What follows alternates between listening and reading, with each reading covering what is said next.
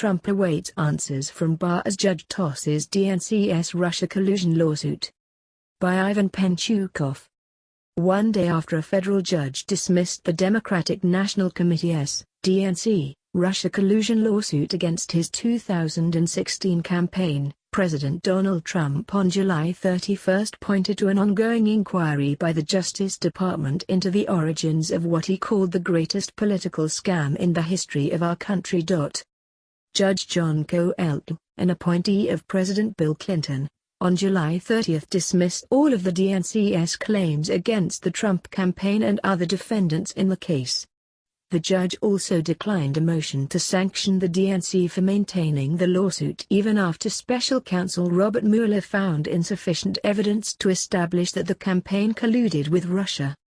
Such a great victory in court yesterday on the Russian hoax, the greatest political scam in the history of our country. Treason. Hopefully, the Attorney General, SIC, of the United States, and all those working with him, will find out, in great detail, what happened. Never again. Trump wrote on Twitter on July 31. Such a great victory in court yesterday on the Russian hoax, the greatest political scam in the history of our country. Treason. Hopefully, the Attorney General of the United States, and all those working with him, will find out, in great detail, what happened. Never again. Donald J. Trump, at Real Donald Trump, July 31, 2019. Trump wrote the message exactly 3 years after the FBI launched an investigation into his 2016 presidential campaign. The probe, codenamed Crossfire Hurricane, was riddled with abnormalities and is currently the subject of 2 high-profile investigations. Department of Justice Inspector General Michael Horowitz is preparing a report on the actions taken by Obama administration officials to secure a warrant to surveil Trump campaign associate Carter Page. Meanwhile, U.S. Attorney John Durham, at the direction of Attorney General William Barr, is investigating broader allegations of spying on the Trump campaign, including at least 2 spies who targeted campaign associates. The DNC filed the lawsuit in April 2018 and had amended its complaint twice since then. The committee alleged that the Trump campaign, several Trump associates, WikiLeaks, and other parties conspired with Russia to defeat Hillary Clinton in the 2016 presidential election. Lawyers for the Trump campaign and other defendants moved to dismiss the lawsuit on March 4. The campaign argued in a subsequent filing that the DNC lawsuit relied on allegations that were disproved by former special counsel Robert Mueller's final report. The DNC opposed the dismissal, arguing that Mueller merely found insufficient evidence to start a criminal proceeding and that a civil lawsuit has a lower bar to clear in order to substantiate claims. The committee also alleged that various meetings between Trump campaign staff and people allegedly connected to Russia count as circumstantial evidence that the campaign conspired with Russia to steal DNC emails and publish them. In a ruling on the matter issued in the U.S. District Court for the Southern District of New York, Coelho wrote that the DNC's allegation is entirely divorced from the facts actually alleged in the committee's own complaint. The judge pointed out that while the DNC alleged that the conspiracy between Russia and the Trump campaign began in March 2016, the committee's complaint contains no credible allegations of a conspiracy to steal and disseminate DNC emails. The DNC has alleged that the Russia Federation hacked into its computer systems and stole its materials. However, the DNC has failed to allege plausibly that any of the other defendants participated in the hack or theft, Coelho wrote in the 80-page decision, PDF. Coelho dismissed the charges against Russia since a foreign government cannot be sued in a federal court, and the charges against WikiLeaks because the organization is protected by the First Amendment. The former special counsel's Russia investigation, which hung over the Trump administration for 22 months, was often dismissed by the president as a hoax and a witch hunt designed to thwart his candidacy and hamstring his administration. In addition to finding no evidence of collusion, Mueller made no recommendation on obstruction of justice charges. Barr reviewed the obstruction evidence and concluded that it was insufficient to bring charges. In testimony before two House of Representatives committees on July 24, Mueller stayed within the bounds of his final report, giving Democrats little to work with to advance their inquiries of the president. The former special counsel also refused to answer questions by Republicans about the origins of the investigation and the many abnormalities in the way it was conducted. Trump's allies hailed the testimony as a win for Trump. The dismissal of the DNC lawsuit is another victory as the president seeks re-election in 2020. Like the Mueller fiasco, the dismissal of the DNC lawsuit is yet another huge win for the president. Jason Meister, a Trump campaign advisory board member, told the Epoch Times. The endless investigations of President Trump are just an attempt to distract from the true crimes that were committed. Epstein wanted to seed human race with his DNA by impregnating dozens of women. Report by Jessica Campisi. Billionaire financier Jeffrey Epstein reportedly spoke to multiple people about a plan to spread his DNA across the human race by impregnating numerous women at a time. The New York Times reported Wednesday that Epstein aimed to have as many as 20 women impregnated with his children at the same time, though there is no evidence such a plan ever became realized. The financier, who was convicted of soliciting prostitution from a minor in 2008, spoke to multiple scientists and businessmen of his dream to use his New Mexico ranch for the insemination, the Times reported, citing multiple sources. The newspaper reported that such plans dated back to the early 2000s. The Times reported that Epstein was long fascinated by transhumanism, a scientific concept aimed at improving the human race through methods such as genetic engineering and artificial intelligence. Using his business and political connections, Epstein spoke to high-profile and Nobel Prize-winning scientists and others about his plans, but no evidence suggests it was ever achieved, the Times reported, citing four sources familiar with his thinking. Epstein was also interested in cryogenics, an unproven science involving freezing human bodies to later bring them back to life, saying he wanted his head and penis to be frozen, the newspaper reported, citing one unnamed source. Lawyers for Epstein did not respond to the newspaper's requests for comment for its story. Epstein was arrested and charged earlier this month and is accused of sexually assaulting more than 30 girls as young as 14 years old. Prosecutors allege he arranged for underage girls to perform sex acts and some were paid to recruit other girls. He was pleaded not guilty. Last week, Epstein was reportedly found unconscious in a Manhattan jail cell with injuries to his neck. Reuters reported there were no visible injuries on Epstein at his Wednesday court appearance. Deputies investigate after man fires shots in North Sacramento County. Deputies are investigating after a man fired shots Wednesday afternoon in North Sacramento County, the sheriff's office said. The shooting happened around 2:45 p.m. at a Jack in the Box in the area of Madison Avenue and College Oak Drive, the Sacramento County Sheriff's Office said. The sheriff's office got a call about a man firing a gun near the restaurant. When deputies responded, the man was not at the scene. No injuries were reported. A perimeter was set up in the area as deputies searched for the shooter. It was broken down by 4 p.m. when no suspect was found. The sheriff's office said deputies are now focusing their investigation at the Jack in the Box. KCRA3 found at least one vehicle with a shattered window in the parking lot of the restaurant. Trump unimpressed with Fed rate cut, Powell let us down. J.V. Reed David. President Donald Trump declared himself unimpressed with the Federal Reserve's quarter percentage point rate cut on Wednesday, saying that Fed Chief Jerome Powell let us down with a meager easing.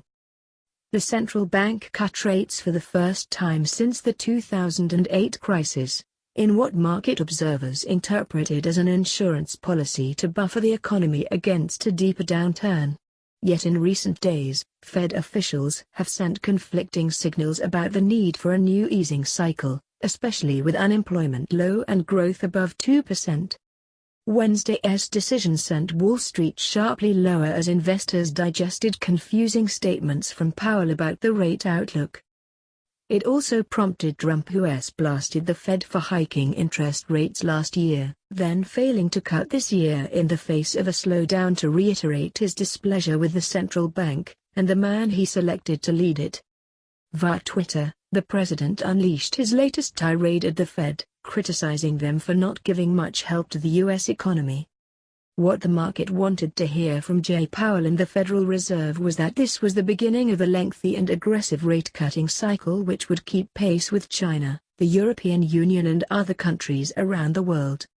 Donald J. Trump, at Real Donald Trump, July 31, 2019. As usual, Powell let us down, but at least he is ending quantitative tightening, which shouldn't he have started in the first place. No inflation. We are winning anyway, but I am certainly not getting much help from the Federal Reserve. Donald J. Trump, at Real Donald Trump, July 31, 2019. Markets want more easing. Some on Wall Street had expected a 50 basis point rate cut, or at least the beginning of a new easing cycle. Yet Powell cast doubt on that idea in his press conference, citing the relative strength of the economy. Financial markets continued to expect that further easing will be necessary to protect growth, and after today's move are still pricing in 2 or 3 additional 25 bps rate cuts by the end of 2020, UBS said in a note to clients. The Fed chief told reporters that Wednesday's move was not the beginning of a long series of rate cuts.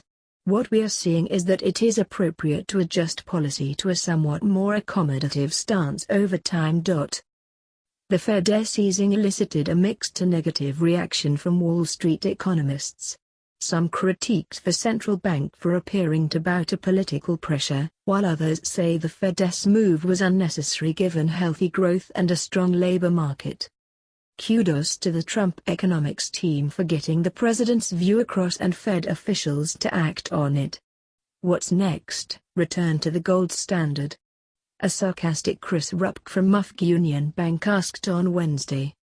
Rate cuts sustain the expansion for now and will help with the president's re-election efforts. But it throws savers under the bus and chips away at the safe investment returns that the baby boom generation of retirees need to live on, he added. Explosion, fire injures 37 at ExxonMobil refinery in Texas. Juan A. Lozano, Associated Press. An explosion and fire at an ExxonMobil oil refinery in Texas on Wednesday left 37 people with minor injuries, in the latest of a series of petrochemical industry blazes this year in the Houston area. The fire began after an explosion at approximately 11:07 a.m. at an ExxonMobil plant in Baytown, about 25 miles east of Houston. The facility processes light hydrocarbons including propane and propylene, materials used to make plastic and industrial products. Jason Duncan, the plant manager, said many of those hurt suffered minor burns and all were being treated at a local clinic. Earlier, ExxonMobil had said in a statement that 6 people were injured. All employees at the plant had been accounted for, officials said. Right after the explosion, the fire sent large plumes of black smoke into the sky. By Wednesday afternoon, the smoke had lessened. Duncan said the fire had been isolated and contained but had not yet been extinguished. It is our number one priority to protect the people in the community and the people that work for us, Duncan said. 1 dead, newborn twins were abandoned outside of a California strip mall. The city of Baytown issued a shelter-in-place for residents living west of the plant shortly after the fire. It remained in place for about 3 hours before being lifted Wednesday afternoon. The cause of the explosion and fire was still being investigated, Duncan said. ExxonMobil, as well as officials with Baytown and Harris County, had conducted air quality monitoring of the plant and surrounding area but had not found anything to raise any health concerns. Wednesday's fire is the latest at a Houston area petrochemical facility this year, including one at another facility on the ExxonMobil Baytown complex. On March 16, a fire erupted at a refinery at the complex. The fire was extinguished hours later, but Harris County officials say it continued to release toxic pollutants for 8 more days. The county has sued ExxonMobil, accusing the company of violating the Federal Clean Air Act. Also in March, a fire burned for days at a petrochemical storage facility owned by Intercontinental Terminals Company in nearby Deer Park and caused chemicals to flow into a nearby waterway. After the fire, the Harris County District Attorney's Office filed water pollution charges against ITC. In April, one worker died after a tank holding a flammable chemical caught fire at a plant operated by KMCO LLC in nearby Crosby. Prior to Wednesday's fire, Harris County had conducted an analysis of how local officials and agencies respond to such incidents in the wake of the petrochemical complex fires from earlier this year, said Harris County Judge Lina Hidalgo. Some of the steps the county is taking as a result of this analysis include asking for more air monitors, improving how the public is informed about such incidents, and improving communication between agencies that respond to such incidents. Hidalgo said the county fire marshal's office is also working to increase its inspections of area petrochemical facilities. It's not right for us to live next to a petrochemical complex and live in fear sometimes. So we have to improve on the situation, and we are doing so, said Hidalgo, who is the top administrator in Harris County, where Houston is located. The plant in Wednesday's explosion and fire is part of the company's 3,400-acre refinery complex in Baytown. According to records kept by the Environmental Protection Agency, the plant had 68 tons of ethylene on site in 2017. It also had large quantities of other potentially hazardous chemicals, including ammonia, benzene, and propylene. The facility is one of 8 plants that Exxon agreed to retrofit with anti-pollution technology in a settlement with the U.S. government. The company also agreed to pay $2.5 million in fines to federal and state authorities after being accused of violating the Clean Air Act with industrial flares from its factories.